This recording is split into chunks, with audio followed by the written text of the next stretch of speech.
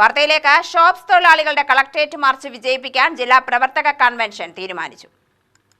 Minimum വേതനം പുതുക്കുക, ഇരിപ്പിടാവകാശ നിയമം കർശനമായി നടപ്പാക്കുക, ക്ഷേമനിധി ആനുകൂല്യങ്ങൾ വർദ്ധിപ്പിക്കുക എന്നീ ആവശ്യങ്ങൾ ഉന്നയിച്ച് ഫെബ്രുവരി 20-ന് ഷോപ്സ് തൊഴിലാളികൾ നടത്തുന്ന കളക്ടറേറ്റ് മാർച്ച് വിജയിപ്പിക്കാൻ hotel and commerce and employees union CITU ജില്ലാ പ്രവർത്തക കൺവെൻഷൻ തൊഴിലാളികളോട് ആഹ്വാനം ചെയ്തു. 20,000 തൊഴിലാളികളെ യൂണിയനിൽ അംഗങ്ങളാക്കുവാൻ കൺവെൻഷൻ തീരുമാനിച്ചു. കൺവെൻഷൻ CITU സംസ്ഥാന സെക്രട്ടറി M. ഹംസ ഉദ്ഘാടനം ചെയ്തു.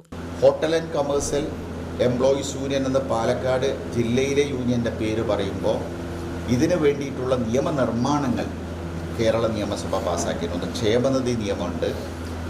ഇവിടുത്തെ മേഖലയിലെ തൊഴിലാളികൾക്ക് വേണ്ടിയിട്ടുള്ള നിരവധി നിയമങ്ങൾ കേരളത്തിലെ നിയമസഭ പാസ്സാക്കിയിട്ടുണ്ട്.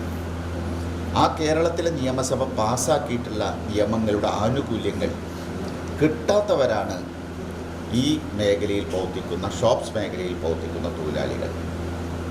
ക്ഷേമനിധി ഉണ്ടായിട്ടും നിയമങ്ങളുണ്ടായിട്ടും ആ നിയമങ്ങളുടെ ആനുകൂല്യങ്ങൾ ലഭിക്കാൻ തൊഴിലാളിക്ക് കഴിയുന്നില്ല എന്ന് പറഞ്ഞാൽ അതിൻ്റെ അർത്ഥം ട്രേഡ് യൂണിയൻ രംഗത്ത് പ്രവർത്തിക്കുന്ന നമ്മുടെ കുറവാണ് എന്നാണ് അതിനെ സൂചിപ്പിക്കാൻ പറ്റുക.